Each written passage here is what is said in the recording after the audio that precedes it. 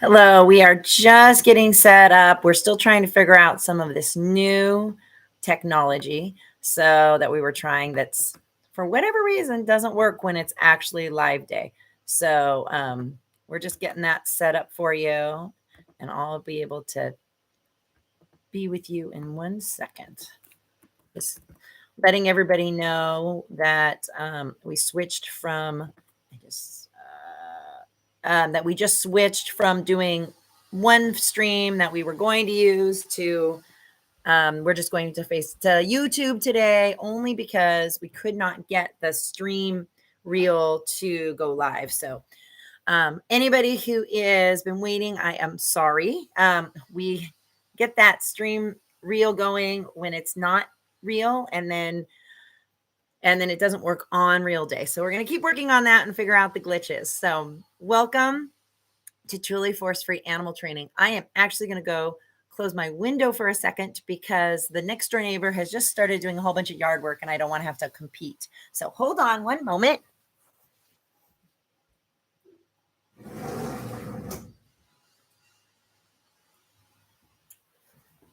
Okay, sorry about that. It's really hot here in Ventura. We're having a heat wave, so I have a little fan blowing on me just to try to keep us from getting too hot. So welcome to this month's Facebook Live or YouTube Live, wherever you're watching this from. And ask the trainer. So before we get started on the questions that have been submitted, and any of you who have watched before know that you can submit questions throughout the month. You can submit it through our website. You can submit it through social media, Instagram, Facebook, any of the social media, or you can send an email to info@trulyforcefree.com, and that we will get those questions, and then those are the questions that we answer. If we have time and someone writes something in the chat, then that allows us to, I can answer those on the fly too, as well, if we have time. So for anybody who's new, that's how you can get your questions answered by me. Before we get started, I always like to remind you that if you haven't checked out The Evolution of Dog Training yet, this is my book. It talks about how dog training has started and how it has evolved throughout the last 100 years, and how positive force-free training can be used in lots of situations, and you don't have to use force or pain. So check out The Evolution of Dog Training. It comes as a paperback, ebook, or audiobook. So any of those are totally welcome to check out. Then the other thing that I wanted to give you guys a little update, if you haven't been on the website lately, is we just launched a reactive dog course and webinar bundle. So this is a bundle that's worth, if you just paid for everything individually, $565. But for $400, you can have all of this. And I'm going to tell you what that is. So you get to watch the Understanding and Helping Your Reactive Dog webinar. You get to watch the Understanding Canine Body Language webinar. You get to go through the reactive dog rehabilitation program.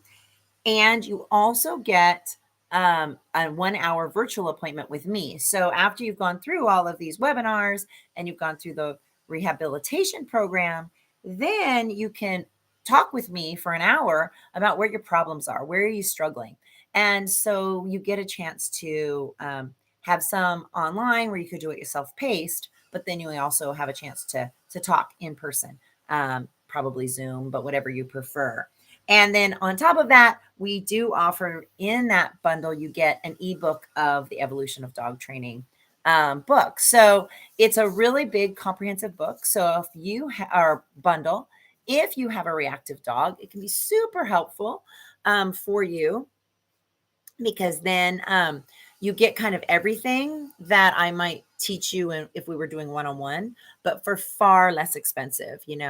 My first appointment with somebody, it takes 2 hours, and really all the things you can do virtually, you could do. And then when you come to me with the virtual questions or the real questions,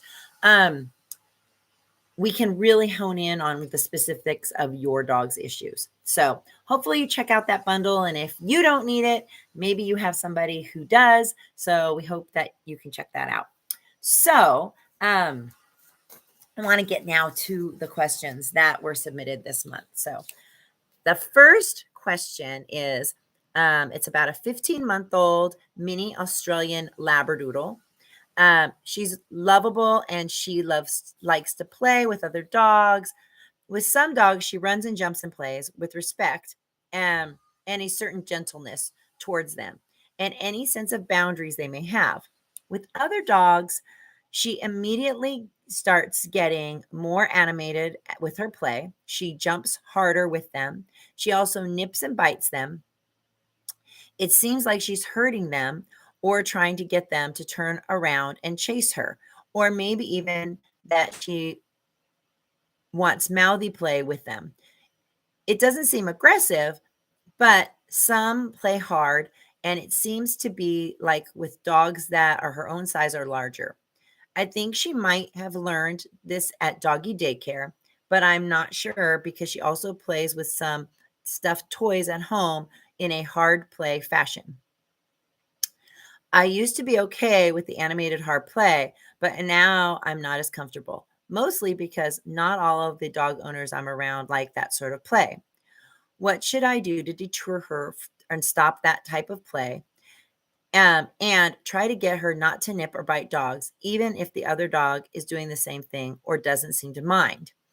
This is obviously a big question. There's lots of information on here, but I'm going to pick apart the parts that are significant, that stand out right away. And just like all of these questions, I can't always answer everything because I don't see you, in person. So um, the 15-month-old, first of all, 15 months old, so still young, just a little over a year, mini Australian Labradoodle. So there is, I'm not sure if it's a mini Australian, like a mini Aussie Labradoodle.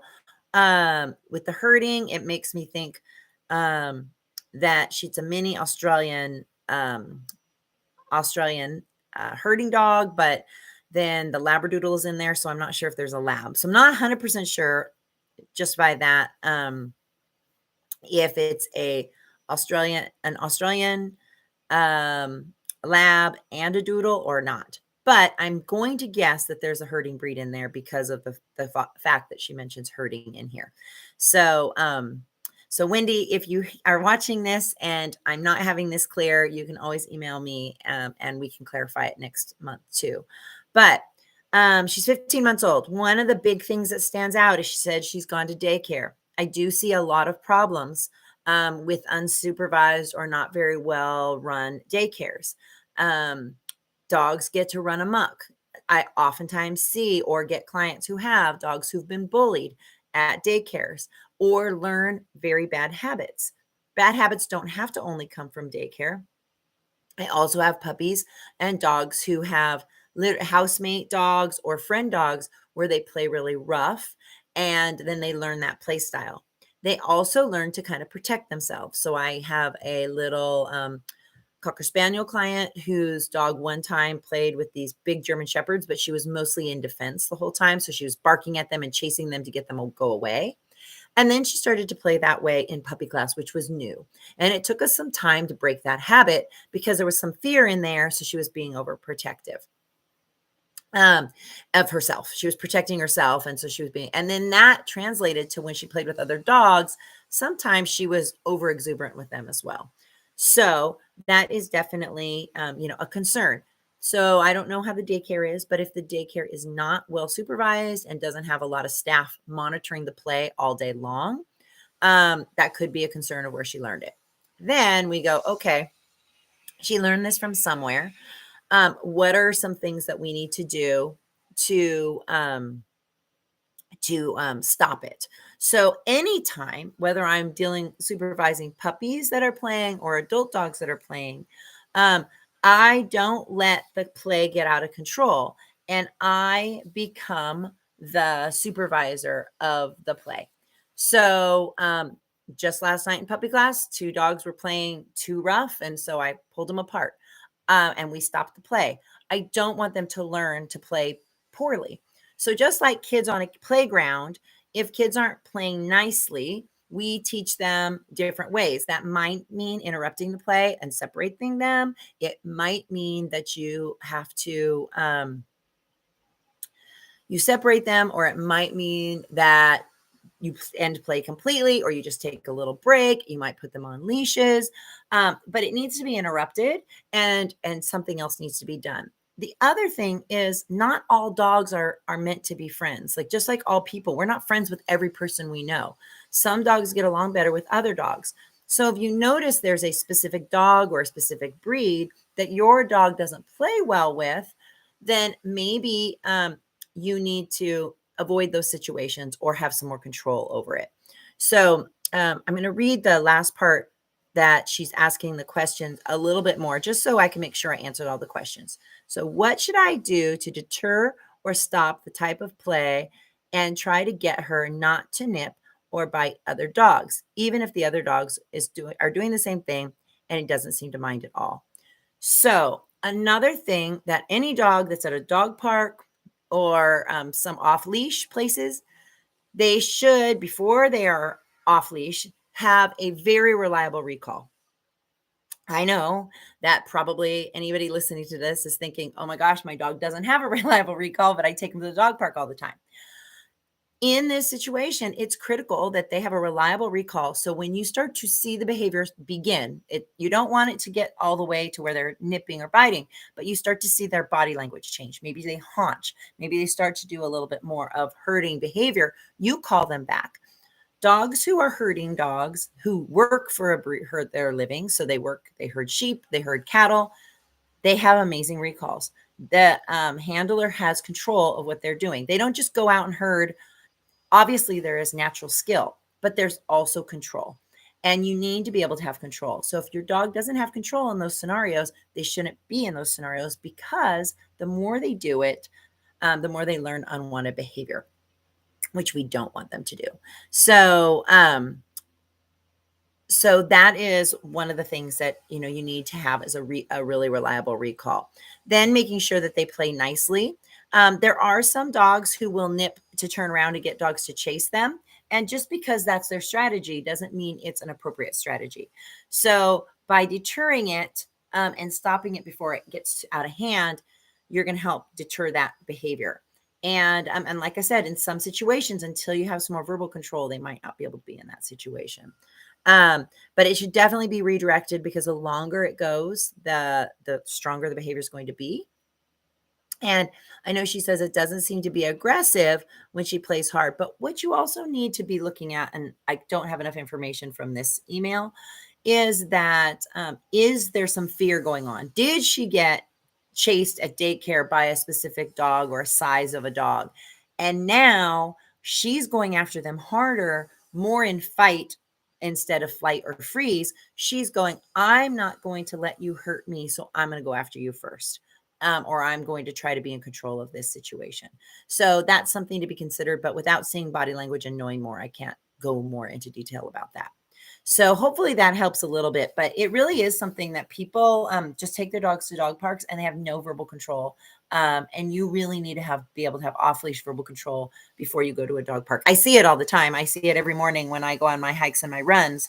Dogs that are off-leash that, they come back to the car when they're ready, and people have no control, but that's really dangerous. So I hope that helps. And if I didn't get something clear, please feel free to email us back and give me more information.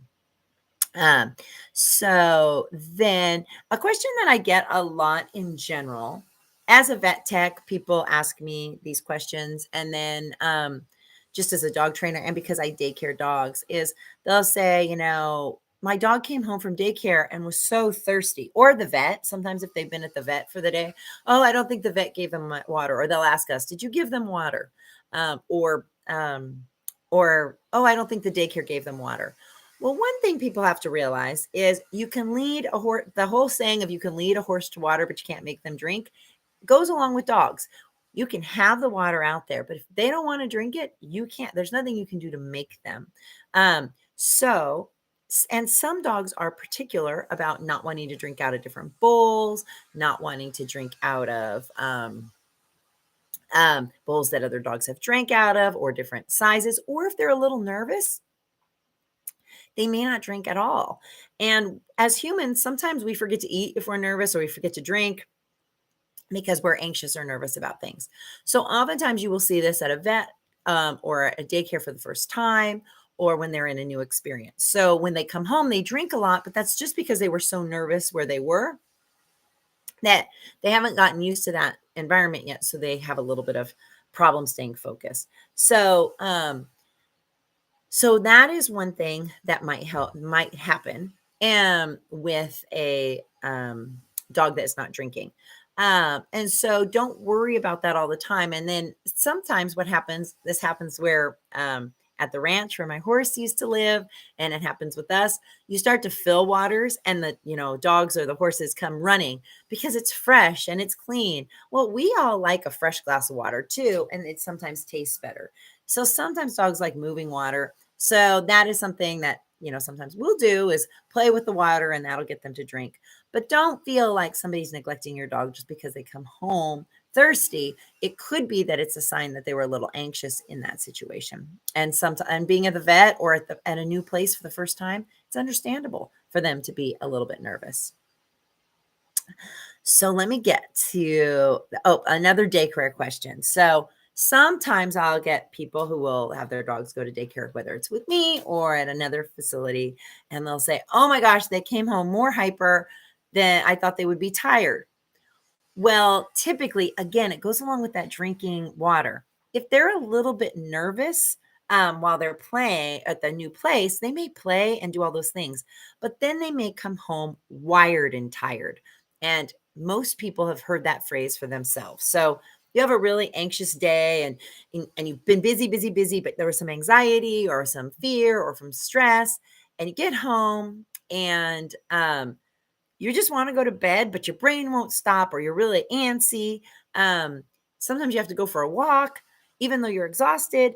That's being wired and tired. So sometimes when dogs experience daycare for the first time, or a class for the first time, or sometimes even going on a trip for the first time, a hotel for the first time, they may be you may think, gosh, why aren't they tired?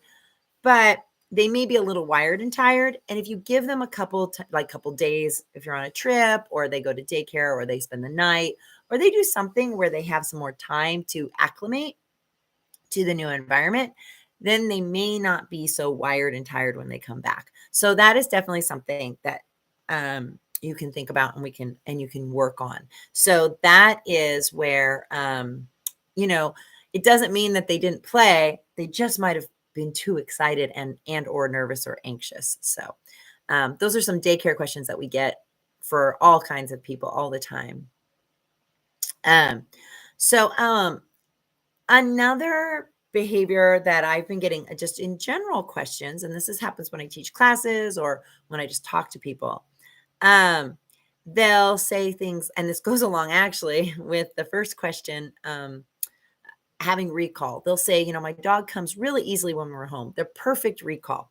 I say come and they come. But when they go outside, they completely ignore me. Are they being stubborn? Well, something you always have to remember about any learning is that they learn in the house in low distracting environments the best.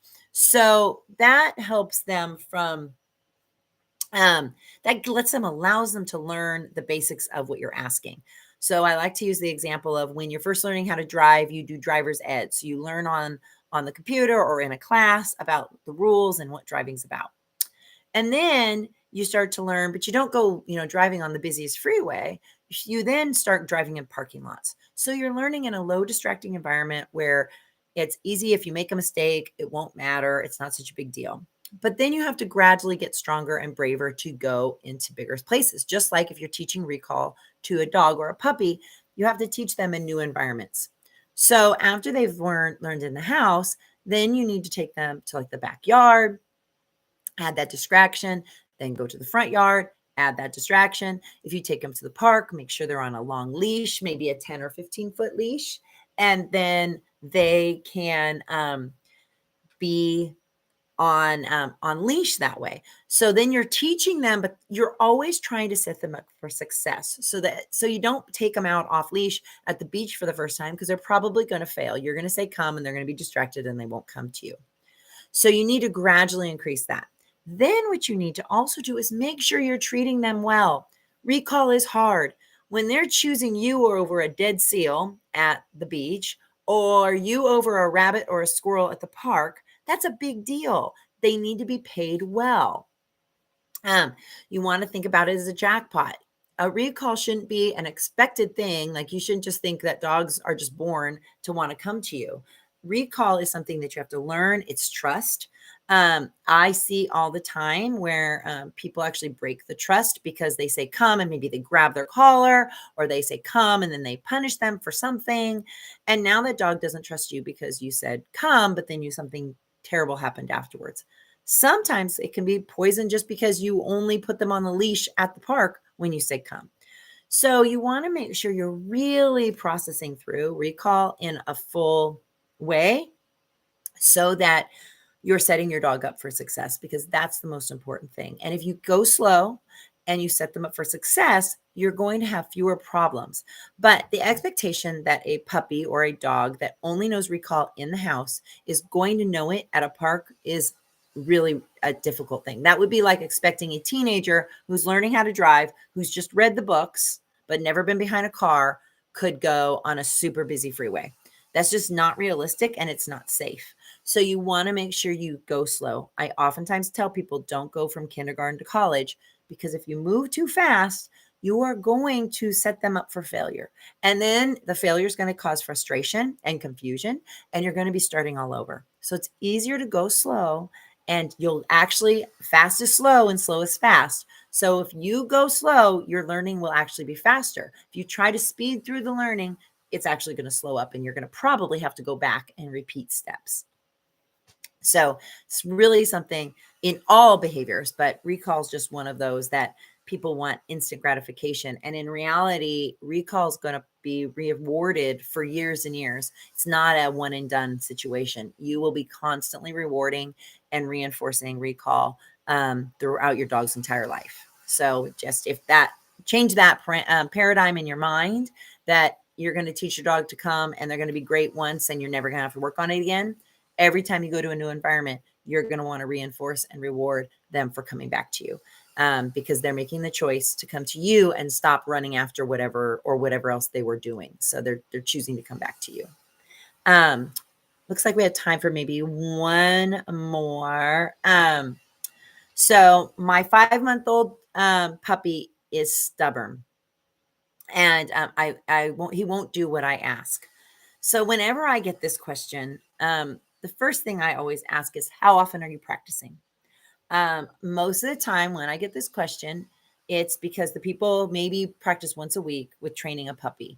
Well, that's not long enough for their brain to really fully understand what you're asking them to do. So dogs aren't stubborn. They're not being stubborn just for stubborn's sake. They're being stubborn because they're confused. They don't understand what you want. You're not being clear. Maybe they haven't practiced enough. Maybe it's just way too overwhelming. Maybe they're scared. There's so many reasons. Just like for humans, most of the time humans aren't stubborn just for stubborn's sake. Maybe they're being stubborn because what you're asking them is scary and they don't want to do it. So they're just saying no because they don't want to admit they're afraid. Maybe they don't want to do something because they don't like it. Maybe they're saying, I don't want to eat peas because I don't like it. They're not being stubborn. They just don't like it. Maybe you're asking them to do something they don't have the skills to do, but they don't want to tell you, I don't really understand the skills how to do this, so I'm just going to say no. So most of the time, even with humans, stubbornness has an underlying reason, and you need to look at that with your dog. So most of the time it's lack of training. So make sure you're training enough. Maybe the motivation isn't high enough. So maybe you're not using a high enough value treat. So make sure you're using good high value treats, especially with hard behaviors. You want to keep repeating it. And once you'll start with continuous reinforcement every time, then you can reinforce every other time to get it a little bit less reliant on the treats, you want to make sure that you keep it fun. If at any point you make training not fun, you're yelling at them, you're frustrated with them, if something scary happens, they're not going to want to train with you anymore. And it's not because they're being stubborn, it's because they're confused and you aren't being safe because they don't understand, your body language of what you're doing. So it's really important that you dig deeper when you think that your dog is stubborn, like what else could be going on. And actually, if anybody's listening to this and they have a very specific question about, my dog's stubborn, but we can call it stubborn just for this sake. And tell me, write in one of the, email us at info@trulyforcefree.com, do on the post, one of the social medias. Tell me about my dog is stubborn. When I ask X, Y happens, or something like that. So make sure that you give me as many details as possible because that'll help me. But it's very likely there's something underneath it. Like it could be fear, it could be lack of knowledge, it could be distractions. So send me some stories about your dogs that are stubborn, and let me help you process through what is the underlying reason for that dog being stubborn. You can also talk about horses or cats, and if you have another animal that you call stubborn, and we could process through it. So I would love to have some submissions for next month for Ask the Trainer of how to help your stubborn dog, but just give me as many details as you can: age, breed, how long you've had the dog, what the behavior is that they are doing that you don't want them to do, or the behavior you want them to do that they're not doing. Tell me how you've practiced, how you've taught it, and give me as many details as you can, and I'll see if I can decipher through. And it would be kind of fun to see all the reasons dogs might be stubborn. What's the underlying cause of that stubborn behavior? So I hope that today's helped. I'm sorry we had a little bit of a delay at the beginning. We're still figuring out this stream reel. Every time it seems to work when we're not actually going live, and then when we go live, it doesn't want to go live. So, but we'll keep posting at least on YouTube Live until we get that figured out. But hopefully next month we will be back. And just as a reminder, check out the Evolution of Dog Training. We have, like I said, paperback, ebook, and audio. And you can also check out trulyforcefree.com. If you sign up for the newsletter, you get a free webinar. Check out the bundle. If you have a reactive dog, it could be really helpful for you. And we have Good Manners online. And we have an agility course agility classes you can do at home with just one jump online. So there's so many things that we're offering at Truly Force Free animal training that I think could be beneficial for you. So if you haven't checked it out, check it out. And if you like this video, please like it and share it with your friends, because I'm here to help. I just want to make positive force-free training available to anyone, anywhere. So I hope that this helps, and we'll see you next month.